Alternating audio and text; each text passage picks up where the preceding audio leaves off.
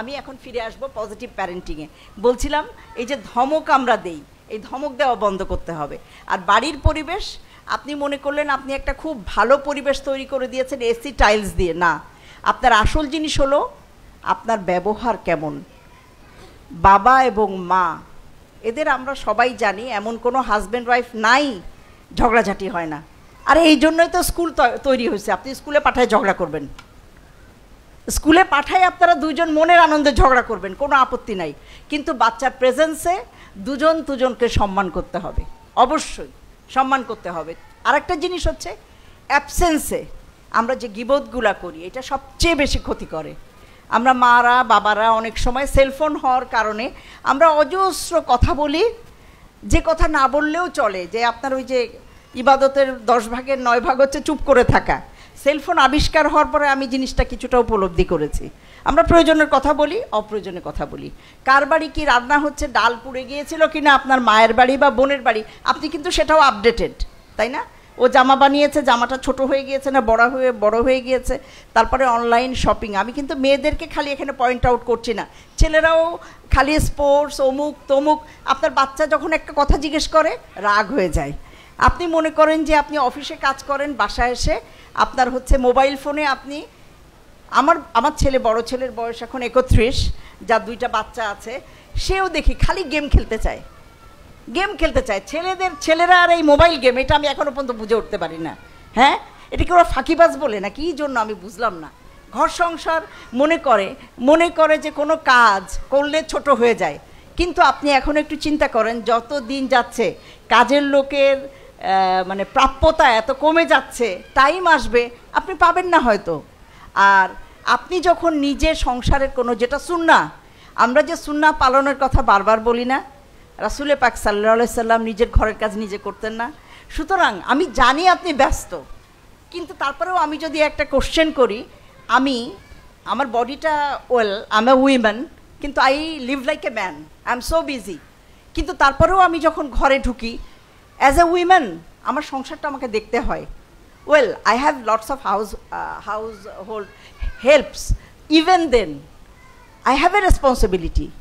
কিন্তু বাঙালি পুরুষের একটা মনস্তাত্ত্বিক ব্যাপার হচ্ছে, তার একমাত্র ডিউটি হচ্ছে টাকা আর্ন করা।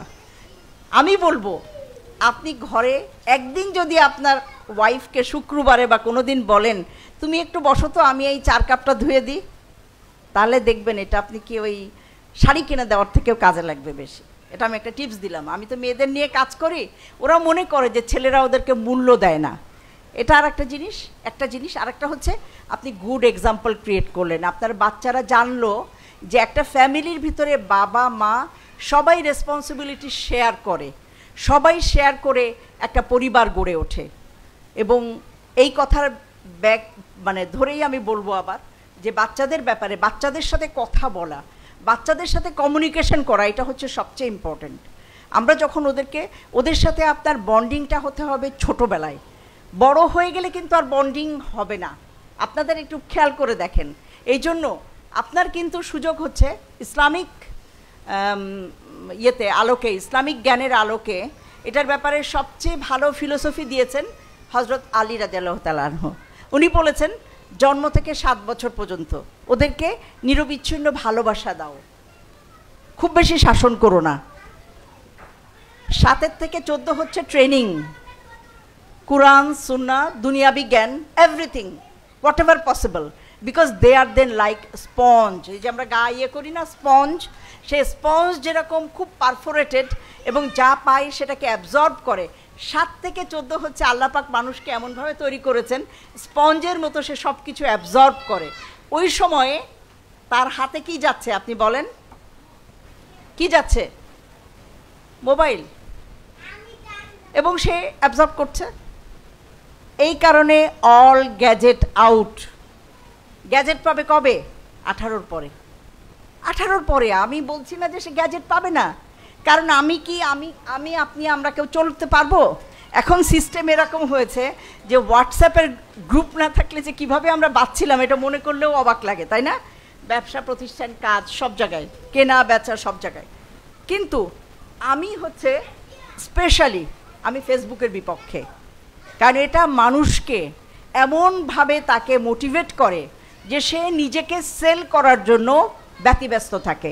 কি সেল করা? আমার কয়টা লাইক পড়লো, কে এই কোশ্চেন করে যা নিজের কনফিডেন্স নাই। আপনি আমাকে লাইক দিলেন কি না দিলেন, কি আসে যায়? কি আসে যায়? মহান আল্লাহ পাক আমাকে ভালোবাসেন কিনা, আমি আমার নিজেকে নিয়ে স্যাটিসফাইড কিনা, that is the vital question. অন্য কে কে কয়টা লাইক দিল এটা does it matter? Actually it doesn't. এই কারণেই আমি বলবো এই যে ফেসবুক, এইটার যে একটা অপসংস্কৃতি, এইটা থেকে আপনার বাচ্চাকে আপনাকে ঠিক রাখতে হবে। এবং এখন আপনি বলতে পারেন ফেসবুকের অনেক ভালো দিক আছে, আমি এমন কিছু ভালো দিক দেখিনি।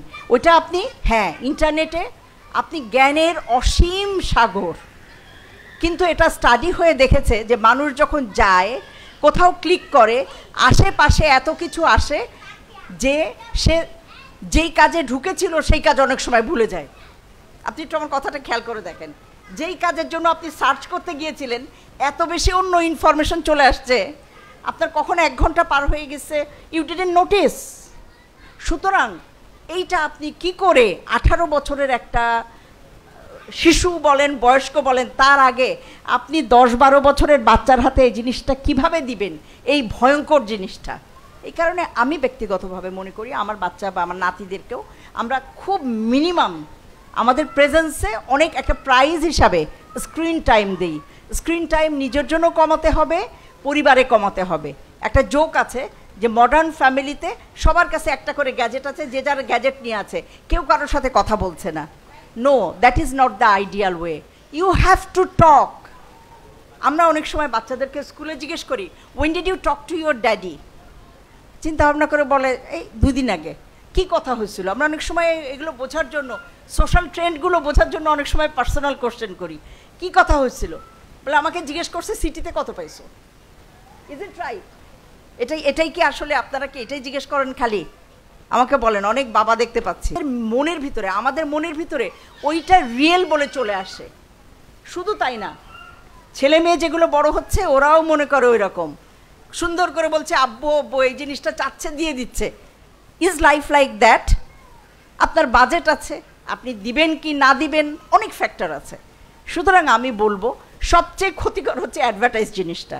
এটা হচ্ছে যে যেটা বিক্রি করতে চায় সেটার উপরে এখন পৃথিবীতে বড় বড় ইউনিভার্সিটিতে বড় বড় ফ্যাকাল্টি হয়েছে ওইটা দিয়েই। এবং এখন একটা কথা আছে, commerce is the new god. I am sorry to say that, commerce is the new god. তা যদি না হয়, আমি আপনাকে প্রশ্ন করি, আমাদের এই দেশে ছোট্ট আমাদের এই মাতৃভূমিতে এখনো পর্যন্ত শুক্রবার অনেক জায়গায় রাস্তায় মানুষ পিচের উপরে একটা চাদর বা একটা চট বিছিয়ে নামাজ পড়ে। আমার অভিজ্ঞতা হচ্ছে, আমি 2টা সেক্টরে কাজ করি, একটা হচ্ছে শিক্ষা সেক্টরে, এডুকেশন সেক্টরে, আর একটা হচ্ছে আমি গত 3 বছর যাবৎ ফুললি আমি বিজনেসের সাথে ইনভলভড। আমি কোন বিজনেসের কোন সরকারি অফিসের কথা সেটা আমি বলবো না এখানে, কিন্তু আমি আপনাকে বলছি শিক্ষা, এবং আমি বিজনেসের খাতিরে যেসব জায়গায় সরকারি অফিসে যাই, আমার অভিজ্ঞতা হচ্ছে 100 জনের ভিতরে 98 জন ঘুষ খায়। 98, আই এম টেলিং ইউ। ছেলেরা বেশি বলে মাইন্ড করেন না, ওখানে তো মেয়েরা কম গেছে এখনো, মেয়েরাও যাবে, মেয়েরাও তখন শিখে যাবে। দাড়ি টুপি, বলে ওই জামাত মিস করবো, ড্রয়ারের ভিতরে খামটা রাখেন। So commerce is the new god. আমাদের বাবা মারা এত লোভী ছিলেন না, কারণ ওনারা টেলিভিশনের ফ্যামিলিতে বিশ্বাস করতেন না। আমি নিজে বড় হয়েছি মধ্যবিত্ত পরিবারে, মফস্বল শহরে। তাতে করে আমার শেখায় কোনো ঘাটতি হয়নি, আমার মানসিক বিকাশে কোনো ঘাটতি হয়নি। আলহামদুলিল্লাহ, আলহামদুলিল্লাহ, কোনো দিন আমি নিজেকে ছোট মনে করিনি। কিন্তু আজকে কেন কনফিডেন্সের জন্য আমাদেরকে চকচকে হতে হয়? আপনি আমাকে প্রশ্ন করতে পারেন, ম্যাডাম আপনার এটা আপনি বলেন না, আপনার সব কিছু আছে বলে বলছেন। No, I am telling you from my heart. এটার পিছনে আমার বিন্দুমাত্র কোনো আগ্রহ নাই, লোভ নাই। কাজ করতে হয়, এই জন্য কাজ করি, কাজের জন্য কাজ করি। না হলে সত্যি কথা বলতে, আমি নিজেও স্যার জানেন, আমি সকাল 9টা থেকে আমি 9টা পর্যন্ত অফিস করি। এরপরে সপ্তাহে অ্যাটলিস্ট 2 দিন আমি বইয়ের কাজ করি, যেদিন আমি 12টা-1টা পর্যন্ত বই লিখি। তো আমার এটা আসলে এটা করার কোনো প্রয়োজন নাই। আমি গর্ব করছি না, আল্লাহ পাক আমার রিজিকের একটা ব্যবস্থা রেখেছেন, কিন্তু আমি কাজ করি কাজের আনন্দের জন্য। আমার কাছে মনে হয় এই যে এত মানুষ ঘুষ খায়, এটা দুইটা ফ্যাক্টর আছে। একটা হচ্ছে ঈমান আমাদের ভিতরে ঢোকেনি ফর শিওর, আর একটা হচ্ছে খারাপ কথা বলবো, সেটা হচ্ছে ফ্যামিলির ভিতরেও প্রেশার থাকে। ছেলেরা দায় এড়াতে পারবেন না, কিন্তু কোনো কোনো সময় ফ্যামিলির ভিতরে প্রেশার থাকে। মেয়েরা অনেক সময় প্রতিযোগিতায় যেতে চায়, আমার পাশের ফ্ল্যাটে এইটা আছে, আরেকজনের ফ্ল্যাট আছে, আমার নাই কেন।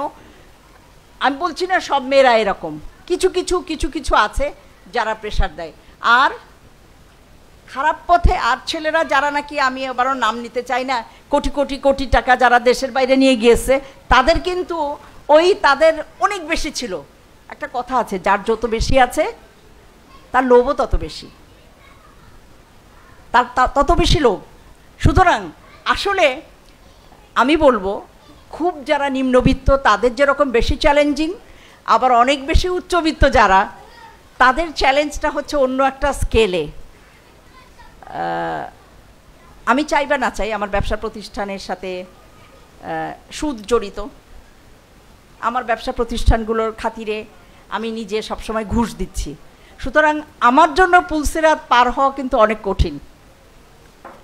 মধ্যবিত্ত, উচ্চ মধ্যবিত্ত যারা একটা লিমিটেড আয়ের ভিতরে সুন্দরভাবে জীবনযাপন করে, ইসলামের ভিতরে থাকে, তাদের হিসাব হয়তো আমার মনে হয় ইজিয়ার হবে। তো আমি আবার আলোচনায় ব্যাক করি। আমাদের যে সোনামণি, যারা আমাদের চোখের তারা, নয়নমণি, যাদেরকে একটা পিঁপড়া কামড়ালেও, একটা মশা কামড়ালেও মা এবং বাবা দুজন ইকুয়ালি কষ্ট পান, তাদেরকে তাদের দুনিয়াটা যেন তারা হালাল রিজিক করতে পারে, এই জন্য তাকে আমাকে আনকন্ডিশনাল লাভ দিতে হবে, কিন্তু ডিসিপ্লিন করতে হবে। আপনি ও যা বলবে সেটাই শুনবেন না।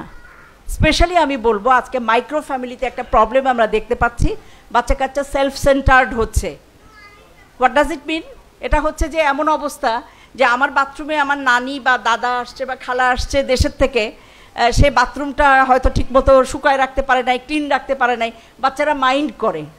কারণ যারা খুব বেশি মাইক্রো ফ্যামিলিতে বসবাস করে তারা হচ্ছে অন্য মানুষজনের প্রেজেন্সটা অনেক সময় নিতে পারে না। আমরা এই জন্য স্কুল থেকে একটা কথা সবসময় বলি যে আপনারা ছুটির দিনগুলোতে বা ভ্যাকেশনে সবসময়ই পারলে গ্রামে যাবেন, সবচেয়ে ভালো, না হলে লোকজন ডাকবেন। যখন ছুটি পাবেন নানা বাড়ি, দাদা বাড়ি, খালা বাড়ি, ফুপু বাড়ি, দোজ আর ভেরি ইম্পর্টেন্ট। আর আপনি যতই ইসলামের কথা বলেন, আপনার বাসায় হচ্ছে ভাবি আর ননদের ঝগড়াঝাটি। কারণ কি? আমাদের মন বড় না। ভালোবাসা দিলে ভালোবাসা পাওয়া যায়। কোনো সময় মেয়েদের সম্পর্কে কমপ্লেইন আসে যে ওর বাপের বাড়ি থেকে যখন লোক আসে তখন ভালোভাবে রান্না করে, আমার বাড়ি থেকে লোক আসলে করে না। আমি শুনেছি বলে বলছি, আমাকে অনেক সময় অনেক কথা বলে মানুষ, ভাইস ভার্সা। একইভাবে মেয়েরাও বলে যে আমার হাজব্যান্ডের সব ভালো, কিন্তু আমার বাপের বাড়ি থেকে লোক আসলে তখন বাজারের টাকা ঠিক মতো দেয় না। Well, all the stories are not true, but some stories are true, I am sure. এই যে আমরা মনে করি যে এগুলাতে বাচ্চাদের উপর প্রভাব পড়ে না, এটা ভুল। বাচ্চাদের উপরে সমস্ত যত রকম এই জাতীয় ঘটনা ঘটে, ও ফিল করে, স্পঞ্জ, ও ফিল করে যে আমার ফুপু সম্পর্কে আমার মা একটা খারাপ কথা বলছে, আমার বাবা আমার নানি সম্পর্কে একটা খারাপ কথা বলছে। তখন কি হয়? সে কি শেখে বলেন? যতই আপনি তাকে নামাজ পড়ান না কেন, ও জেনে যায় যে আমরা হিপোক্রিট। আমরা বাবা মা যেমন হব, আমাদের সন্তানও সেরকম হবে। আমরা সব কিছু ভালো ওর ভিতরে দেখতে চাই, কিন্তু নিজে ভালো হতে চাই না। আমি যদি সত্যিই চাই যে আমার বাচ্চা ভালো হোক, আমি ভালো হব। If you are bored, I will stop. Continue করবো কি না? করবো? হায় খোদা। আলহামদুলিল্লাহ। লেখাপড়ার ব্যাপারে আমি একটা কথা বলবো। আমাদের দেশে বিভিন্ন সিলসিলা আছে, বিভিন্ন ওয়ে আছে। কেউ ন্যাশনাল কারিকুলাম পড়ছে, কেউ ইংলিশ মিডিয়াম পড়ছে, কেউ মাদ্রাসায় পড়ছে। আমি একটা কথা বলবো, এদেশের বেশিরভাগ মানুষ হচ্ছে ন্যাশনাল কারিকুলাম পড়ছে। সুতরাং এই ন্যাশনাল কারিকুলামের ডেভেলপমেন্ট হতে হবে।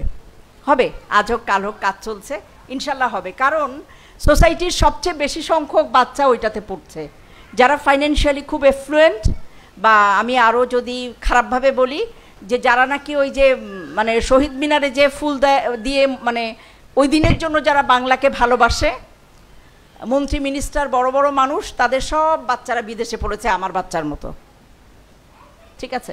সুতরাং ন্যাশনাল কারিকুলামের কি হলো না হলো, দে অ্যাকচুয়ালি ডোন্ট কেয়ার। আপনি খবর নিয়ে দেখেন, আপনি জরিপ দেখেন, যারা নাকি এদেশে বড় বড় ব্যবসায়ী, ইভেন বিশ্ববিদ্যালয়ের শিক্ষক, তাদের বেশিরভাগ বাচ্চা কাচ্চা বাইরে পড়ে, বাইরে সেটেল হয়। বাইরে পড়ায় আমার আপত্তি নাই, বাইরে সবাই যদি চলে যায় তাহলে দেশ কি থাকবে? সেই ঝুড়ি, তলাহীন ঝুড়ি। এখানে শুধু দুষ্টু লোক থাকবে, অশিক্ষিত লোক থাকবে, শিক্ষিত লোক থাকবে না। It must be changed. আর সেটার কারণেই ন্যাশনাল কারিকুলাম। আমি ব্যক্তিগতভাবে আমার জন্য ইংলিশ মিডিয়াম করা খুব সহজ ছিল, কিন্তু আমি করিনি। আমি ন্যাশনাল কারিকুলামের পক্ষে, এবং ন্যাশনাল কারিকুলাম এটা ডেভেলপমেন্ট হতে হবে, কারিকুলাম ইটসেলফ ডেভেলপ হতে হবে। আর সবচেয়ে একটা বড় বাধা হচ্ছে একটা ক্লাসে স্টুডেন্টের নাম্বার। একটা ক্লাসে যখন আপনার 100 বাচ্চা বসে, 50টা বাচ্চা বসে, টিচারের পক্ষে সম্ভব না বাচ্চাদেরকে টাচ করা। আমরা বিশ্ববিদ্যালয়ে, আমার মাইক্রোবায়োলজিতে উই আর ভেরি লাকি, যেহেতু এটা টেকনিক্যাল সাবজেক্ট, আমরা কখনো 30-32-এর বেশি স্টুডেন্ট পাইনি। So we could contact I to our students, and I suppose they are adults, it is easier to control them. কিন্তু আপনি যখন ছোট বাচ্চা পড়ান, আমি যেহেতু স্কুলের সাথে জড়িত, আমার একদম ইয়াং লার্নার যারা প্লে গ্রুপ, নার্সারি, কেজি, ওখানে আমার টিচাররা বলেন যে আসলে আইডিয়াল হচ্ছে 15-15-র উপরে গেলে, আমার আবুল খায়ের স্যারও আছেন। আমি বলছি না যে আকিজ ফাউন্ডেশন সব ভালো কাজ করে ফেলেছে, সব আইডিয়াল না, আমাদের অনেক ফ্ল আছে। আমি বলছি আপনারা যারা আছেন তারা অনেকেই এখানে অনেক কিছুর সাথে জড়িত, এইগুলো আপনারা ফলো করবেন, যে বাচ্চাদের ক্লাসে, ছোট ক্লাসে সবসময় বাচ্চার সংখ্যা হতে হবে কম, আর আস্তে আস্তে 15-20-25, আপনার 25-এর উপরে স্কুল কলেজে যাওয়াই উচিত না। বিশ্ববিদ্যালয়ে এটা সমস্যা না, এটা তখন বিশ্ববিদ্যালয়ে ধরেন বড় ছেলে মেয়েরা পড়ে, সেটা এক সায়েন্স একভাবে ডিল করে, আর্টস একভাবে ডিল করে, বিজনেস স্টাডিজ একভাবে ডিল করে, দ্যাট ইজ ডিফারেন্ট চ্যাপ্টার। কিন্তু আমি বলতে চাচ্ছি স্কুলে, ইভেন ইন্টারমিডিয়েট পর্যন্ত, কলেজে 200 বাচ্চা পড়ছে, টিচার আসছে, এসে পড়িয়ে দিয়ে চলে যাচ্ছে, it is not education, it is not education. কারণ ওই একটা পর্যন্ত ক্লাস করার পরে ওইটা যদি এডুকেশন হতো, তাহলে সব সাবজেক্ট কোচিং করা লাগে কেন? আমাকে বলেন, কেন কোচিং লাগে? কারণ ওটা আসলে শিক্ষা হয়নি। এই জন্য আমাদের করতে হবে, সবাইকে চেষ্টা করতে হবে ভালো ভালো শিক্ষা প্রতিষ্ঠান গড়ে তুলতে। আমি মাছ ধরা শেখানোতে বিশ্বাস করি। আমি বিশ্বাস করি সবাই, আমরা যারা এখানে আছি, তারা একটা সামাজিক পরিবর্তনের জন্য সবাইকে আমাদের সচেতন হতে হবে। যে যেখানে আছি আমাদের প্রত্যেকের রেসপন্সিবিলিটি আছে, এবং প্রত্যেকের রেসপন্সিবিলিটি অনুযায়ী যদি আমরা উত্তর না দিতে পারি, আমরা কেউ কিন্তু আল্লাহর কাছে মাপ পাবো না। এখন ধরেন মাঝে মাঝে দুঃখ লাগে যে বেগম রোকেয়া আমাদের একটা ক্ষতি করে গেছে। যে সময় বেগম রোকেয়ার আগে লেখাপড়া জানতো না, তখন মারা খালি, তাই না, ঘরের কাজবাজি করতো। আর এই লেখাপড়া শেখার ফলে এখন বাচ্চা কাচ্চা ডাক্তারের কাছে নিয়ে যাওয়া, ওষুধ কেনা, অমুক তমুক, বাজারঘাট করা। এটা অবশ্যই, এটা আবার দুই রকম পয়েন্ট আছে। পুরুষরা বলে আমরা বাজার করলে পছন্দ হয় না, এই কারণে আমরা বাজার করি না। এটা প্রত্যেক পরিবারের গল্প, আমি সমাধান করতে পারবো না। তবে আমার কাছে মনে হয় যে স্পেশালি যারা হচ্ছে ওয়ার্কিং উইমেন, অনেকে স্কুলে কাজ করেন, আমরা স্পেশালি ঢাকাতে অনেকে দেখি যে বাচ্চা একটু বড় হয়ে গেলে, বা যদি বাসায় সাপোর্ট থাকে, ছোট বাচ্চা থাকলেও একটা মেয়ে যদি প্রফেশনে যেতে চায়, এটা কি বলবো, আমরা এখানে অনেক ইসলামিক স্কলার আছেন, আমি জানতে চাচ্ছি, ঘরের একজন মা যদি কাজ করতে চান, তাহলে এটাকে আসলে আমরা কিভাবে দেখব? যদি ফ্যামিলিকে সাপোর্ট দেওয়া যায়, ইন দ্য সেন্স বাচ্চা কাচ্চা কেউ দেখবে না, কাজের লোকের উপরে বাচ্চা কাচ্চা ফেলে আসতে হবে, দ্যাট ইজ ইনহিউম্যান। এটা করাই যাবে না। এটা আমি আপনাদেরকে বলছি, এটা করাই যাবে না। কেন? হয়তো আরেকদিন আমাকে ডাকলে আমি গুড টাচ ব্যাড টাচ নিয়ে বলবো। একটা বাচ্চা হচ্ছে সেফ তার প্যারেন্টসের কাছে, আর কোথাও সে সেফ না। সুতরাং মাকে যখন আপনি বাচ্চার কাছ থেকে সরিয়ে দিলেন, যে সে ওকে মানি আর্ন করতে চলে গেল, বাচ্চাকে আর কেউ দেখছে, it is a dangerous situation. এটা যেরকম একটা জিনিস, একইভাবে একটা মেয়ে ইঞ্জিনিয়ারিং পড়ছে, একটা মেয়ে ডাক্তারি পড়ছে। স্পেশালি আমি ডাক্তারদের কথা বলবো। আজকে যদি মেয়েরা ডাক্তার না পড়তো, তাহলে আমরা যখন ছোট ছিলাম তখন আমার মনে পড়ে যে কোনো গাইনোকোলজিক্যাল বা এরকম মেয়েদের কোনো সার্জারি করতে ছেলে ডাক্তাররা, এখন লাগে? লাগে না। ওই মেয়েগুলোর ফ্যামিলি নাই, they have come through a lot of sacrifice. সুতরাং আমি বলবো এটা খুবই একটা ইস্যু অফ ডায়লামা, প্রত্যেকের সিচুয়েশন আলাদা, সেই অনুযায়ী সিদ্ধান্ত নিতে হবে, বাবা মা মিলে সিদ্ধান্ত নিতে হবে। এটা কেউ চট করে বলে দিলাম যে না মেয়েরা লেখাপড়া শিখে বাড়ি বসে থাকবে, আবার বলে দিলাম না কাজ করতেই হবে, কোনোটাই না। এটা ফ্যামিলি মিলে সিদ্ধান্ত নিতে হবে। তবে বাচ্চা বড় হয়ে গেলে যদি মা মনে করে কাজ করতে চায়, সার্ভ করতে চায় সোসাইটি, এটা একটা ওয়ে, সেটাও একটা ব্যাপার। আমি বলবো যারা লেখাপড়া শিখেছেন তারা অনেক সময় দেখা যায় যে বাসায় থাকতে থাকতে বোর্ড হয়ে যান, বাচ্চারা সব স্কুলে, সব কাজ হয়ে গেছে। সেটা এক একটা ফ্যামিলির নিড এক এক রকম, তার ডাইনামিক্স এক এক রকম। সুতরাং এইসব ব্যাপারে মানে আগের জামানায় মাসলা দেওয়া খুব ইজি ছিল, এখন টাফ। আবার আমি অনেক ইয়াং জেনারেশন দেখি ঢাকায় জীবনযাপনে এত বেশি এক্সপেন্সিভ, বাবা মা দুজনকেই কাজ করতে হয়। ওটাও একটা পিকচার আমরা অনেক সময় ফেস করি। আমি জিজ্ঞেস করি তোমরা কাজ করছো কেন দুজনই? বলছে we don't have any other way. সুতরাং আমি আবার বলবো যে ওইটাও যদি আপনি করে, দুইজনই যদি বাবা মা কাজ করে, you have to make sure your children are safe. এই সেফটিটা খুব ইম্পর্ট্যান্ট। এ ব্যাপারে আপনার আমেরিকান একজন প্রেসিডেন্টের ওয়াইফ ন্যান্সি রিগান, ওখানে আপনারা জানেন যে আমেরিকাতে সেলফ হার্ম সারা পৃথিবীর ভিতরে সবচেয়ে বেশি হয়। সাবস্টেন্স অ্যাবিউজ, সেলফ হার্ম, ওই যে বলে না ব্লেড দিয়ে হাত টাত কাটে, ড্রাগ খায়, আর হচ্ছে যে আপনার এই যে নিজের মাকে আগে মারে, তারপরে বা নানিকে মারে বা বাবাকে মারে, তারপরে একটা দোকানে যেয়ে আর 10টা গুলি করে। ন্যান্সি রিগান বলছেন আমাকে মা ফিরিয়ে দাও, আমাকে মা ফিরিয়ে দাও।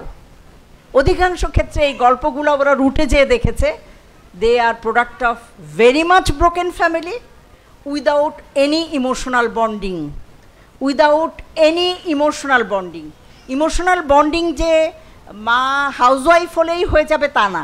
এগুলো নিয়ে আমি আপনাদেরকে অনুরোধ করব, সবাই পড়াশুনো করবেন। এখন কিন্তু জানা অনেক সোজা, all the knowledge is at your finger tips. আমি বলবো বইও কিনবেন, বইয়েরও কোনো বিকল্প নাই, সব যে স্ক্রিনে পড়তে হবে এমন কোনো কথা নাই।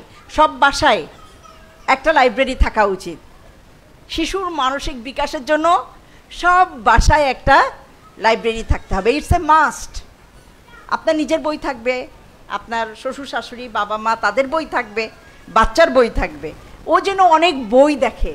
বাসায় যদি ছোট বাচ্চা থাকে তাহলে মেঝেয় রং করবে, সারাদিন রং টং করবে, অগোছালো করবে, উই শুডন্ট মাইন্ড। ওই যে বললাম টেলিভিশন ফ্যামিলি, চকচকে ঝকঝকে। আপনার বাসায় বাচ্চা আছে 2টা, কিভাবে সম্ভব? ওকে খেলতে দেন। You know, play is the child's nourishment. Food, আমরা এটা বলি, শিক্ষাবিদরা আমরা বলি যে বাচ্চার ফুড কি? তার ফুড হচ্ছে খেলা। তাকে আপনি ব্যালেন্স ডায়েট দিবেন এবং তাকে অনেক খেলতে দিবেন। আর আমি বাইরে গেলে, এয়ারপোর্টে গেলে বা বিভিন্ন জায়গায়, আজকে জানি কোথায় গিয়েছিলাম, দেখি যে একটা এডুকেটেড মা বসে আছে, তার কাছে একটা ফোন, আর 3 বছর না 2 বছরের একটা বাচ্চা বসিয়ে রেখেছে, তার কাছেও একটা phone. So lazy, so lazy. আপনি পকেটে আপনার ব্যাগে করে কি নিয়ে যাবেন? যে কোনো জায়গায় যাবেন, ছোট একটা প্যাড নেবেন, পেন্সিল নেবেন, 2টা রং নেবেন, একটা ছোট বই নেবেন। কত জায়গায় আমাদেরকে ওয়েট করতে হয়, ডাক্তারের কাছে ওয়েট করতে হয়, বাস টার্মিনালে ওয়েট করতে হয়, এয়ারপোর্টে ওয়েট করতে হয়, যেখানে ওয়েট করতে হয়। আপনার বাচ্চাকে নিয়ে আপনি কি করবেন? একটা গেম খেলবেন, কাটাকাটি খেলবেন, একটা ছবি আঁকবেন, তার সাথে একটা কবিতা পড়বেন। আর সবচেয়ে ইম্পর্ট্যান্ট হচ্ছে ঘুমানোর আগে কিছু পড়া, যেটা আপনি সবসময় পড়বেন না, মাও পড়বেন, বাবাও পড়বেন। এগেইন আমি বারাক ওবামার কথায় চলে আসবো। He is an excellent father. উনি ইসলাম না মুসলমান না ডাজন্ট ম্যাটার, উনি ওনার 2টা মেয়েকে সাংঘাতিক সুন্দরভাবে ওদের ছোটোবেলায় দেখা করেছেন। উনি বলেছেন ওনার ইন্টারভিউতে, ইভেন স্টেট ডিনারগুলো যদি খুব ইম্পর্ট্যান্ট না হতো উনি অ্যাটেন্ড করতেন না, শুধু উনি বাচ্চাদের সাথে একসাথে খাবেন বলে। দিনের বেলা আমরা দেখা যায় সবাই অনেক সময় অফিস আদালত কাজে বিচ্ছিন্ন। One food must be taken together, এই জিনিসটা মনে রাখবেন। ওই এক ছেলে বসে ওই টেলিভিশনে গেম খেলতে খেলতে খেলো, আরেকজন কি করছে সে খেলো, আমরা যে যার মতো খেলাম। No, at least 1 meal must be taken together. এবং ইনশাল্লাহ আমরা যদি সবাই চেষ্টা করি, আমি আর বক্তৃতা দীর্ঘায়িত করব না, ইনশাল্লাহ আমরা যদি সবাই চেষ্টা করি আমাদের পরিবারগুলো ইনশাল্লাহ দিনে দিনে ফুল বাগানের মতো সুন্দর হয়ে উঠবে। অনেক ধন্যবাদ। আসসালামু আলাইকুম। সম্মানিত সুধী, চমৎকার আলোচনা শুনছিলাম। আশা করছি আমরা উপকৃত হব। এবং আপাত যে জায়গাটা বেশি নক করেছেন, আমিও মাঝে মধ্যে কথা বলি, সেই জায়গাটা হচ্ছে স্বামী স্ত্রীর সম্পর্কটা। এটা এখন খুব বাজে একটা পর্যায়ে পৌঁছে গেছে, যেটা আমার সমাজ কলুষিত হয়ে যাচ্ছে। প্রতিনিয়ত আমরা এই কথা শুনছি, আমাদের সন্তানের নষ্ট হচ্ছে। সম্মানিত বন্ধুরা, আমি আবারও বলতে চাই, আমাদের সম্পর্ক ভালো থাকলে আমাদের সম্পদেরা বড় হবে, আমাদের সম্পদ হিসেবে গড়ে উঠবে।